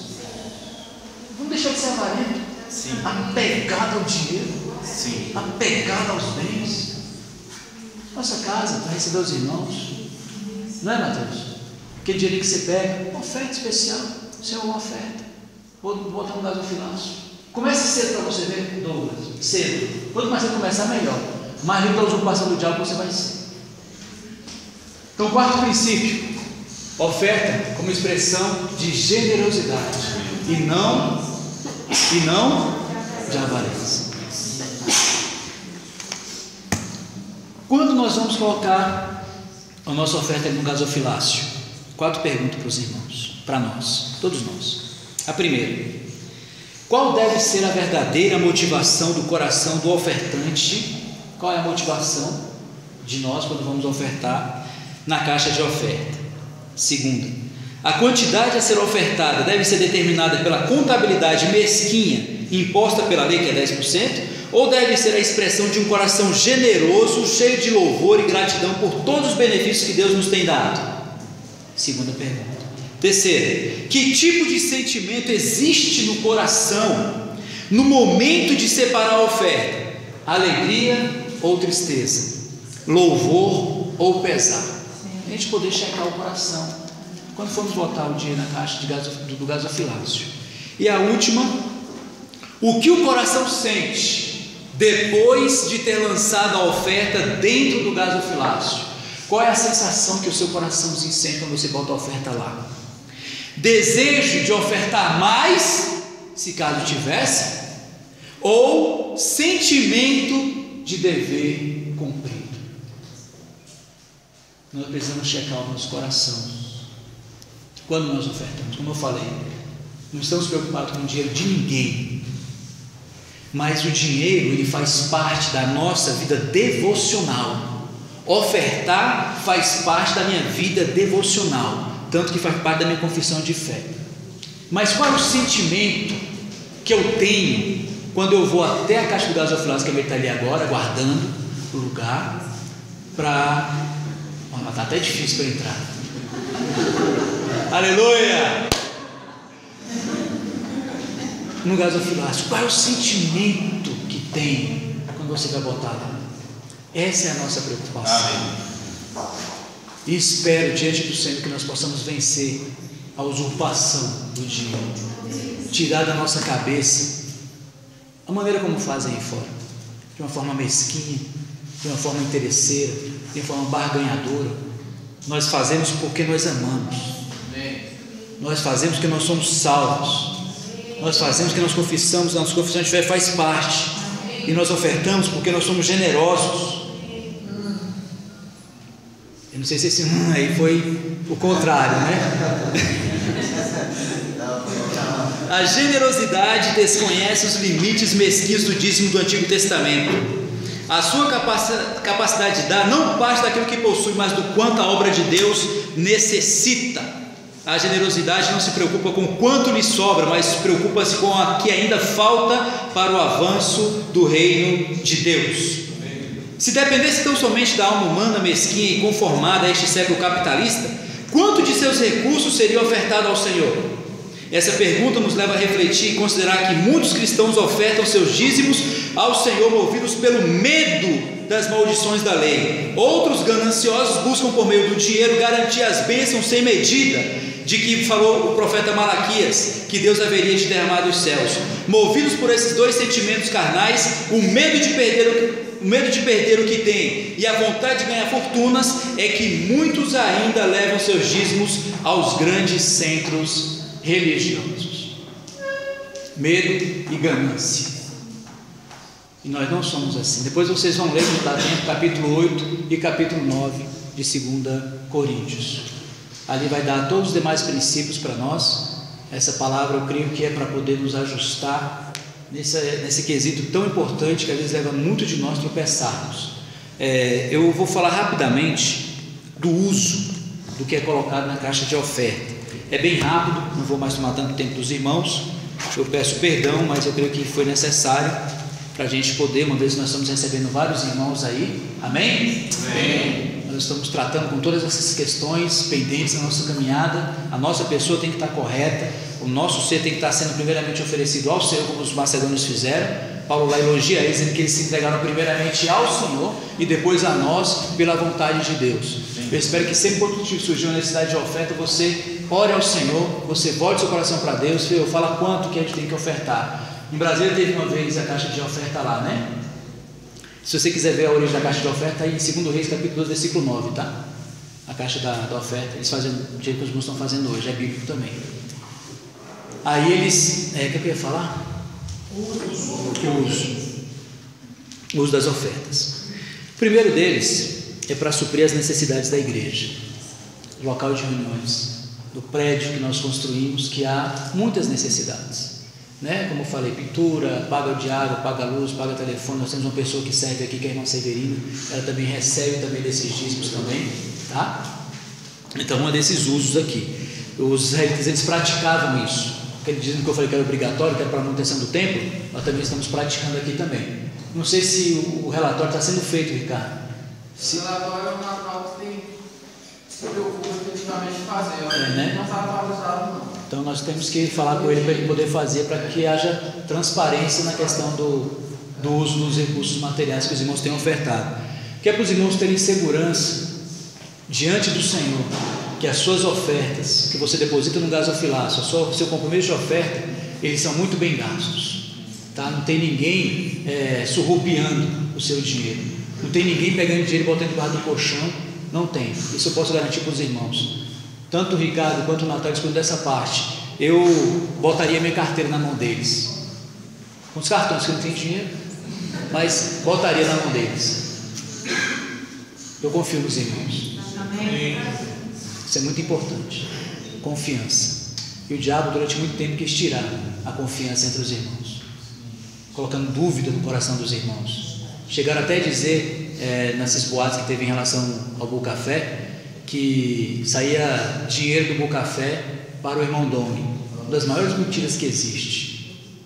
Das uma mentira. A Lília não está aqui, depois os irmãos podem procurar a Lília, que é uma das irmãs que administram lá. Chega para ele e fala assim: irmã Lília, quanto aqui do Bucafé sai para o irmão Doni para despesa? E se saísse, não teria nada demais. Nada demais. Não teria nada demais. Mas as pessoas da mente corrupta, da mente maligna, desgraçada, pegam o privilégio que nós temos para nos colocar acusação. Pergunte para ela. Pode perguntar para ela. Não, irmão Cristiano mandou perguntar para você: quanto é que sai? Ela vai dizer para você quanto é que sai. Não sai um centavo. Então não tem ninguém enriquecendo com Bucafé de coisa nenhuma, não. Amém. Se tem dúvida, procure-nos. Queira saber. Mas procure as pessoas certas, pessoas que você conhece, pessoas que você vê todos os dias, pessoas que você já foi na casa dela, pessoas que você sabe onde ela mora, onde ela trabalha, o que é que ela faz da vida. Pergunte para essas pessoas. Amém. Acreditar em conversa fiada de gente que não tem o que fazer, não tem o que fazer. Esse foi só um parênteses pequeno do Bucafé. Inclusive nosso grupo familiar está servindo hoje o Bucafé, graças a Deus. O outro propósito das ofertas é para o progresso do Evangelho. Os irmãos sabem que nós temos algumas frentes que nós que estamos aqui nós temos ido, que é a África, Europa e agora por último a América Central. Sim. Que é o Salvador, Honduras, Costa Rica, Costa Rica, que foi para onde o Fábio foi. Então os irmãos que cooperam nesses países, eles não vão baseado num tapete de Aladim, não, viu? É avião, e isso custa dinheiro. Então esses irmãos, eles vão com as nossas ofertas, para que eles possam contribuir com os irmãos em outros países com a pregação do Evangelho. Os irmãos terem ideia, em Cuba, o irmão Dom colocou isso no alimento diário. Um livro lá custa aproximadamente 10% do rendimento que as pessoas ganham. Imagina o seu salário, pensa no seu salário agora. 10% do valor do seu salário custaria um livro. Nossos livros hoje custam, o mais caro custa quanto? 15 reais. E lá não, é 10% do salário da pessoa. Então é muito caro. O que precisa? De oferta para poder ajudar os irmãos a poderem publicar os livros, pagar as editoras, para botar os livros em circulação. Isso é o que? Nossa contribuição para o progresso do Evangelho. Está aí em Filipenses capítulo 1, versículo 5. Eles participavam do progresso do Evangelho desde o primeiro dia. E uma outra coisa, que é o que a gente, vou encerrar aqui, é suprir os irmãos de tempo integral. São aqueles irmãos que eles não têm um trabalho secular, um trabalho remunerado. Eles dependem para suas necessidades da oferta que sai do gasofilaço da igreja. Por isso que nós ofertamos muito dos recursos. Nós temos vários irmãos que servem tempo integral aqui em Brasília. É o Salomão, o irmão César Meneguti, o Enio Evilásio, o Eliseu hoje também? Eliseu não, né? Que está trabalhando ainda, né? Para você ver, podia receber. Mas tem o trabalho dele, os irmãos de oferta. Aqui no lugar não temos ninguém tempo integral, então aqui ninguém recebe oferta. Nós vamos para Vianópolis, sai do nosso bolso. É oferta, não vem do gasto da igreja. Então, para os irmãos poderem ter uma ideia de como é que nós, irmãos, lidamos com o dinheiro, a maneira como nós estamos tratando com os recursos materiais dos irmãos, para que os irmãos saibam o que está sendo feito. Não tem confio quando botarem ali, orem, Deus abençoa a quem vai ser destinado a essa oferta. Oferte para a África, oferte para a Europa, abençoe os irmãos, como Paulo aqui no capítulo 4 de Filipenses. E Paulo fala para Timóteo também que digno de honra, de dobrados honorários, é aquele presbítero ou aquele irmão de tempo integral que se dedica e se esmera ao ministério da palavra.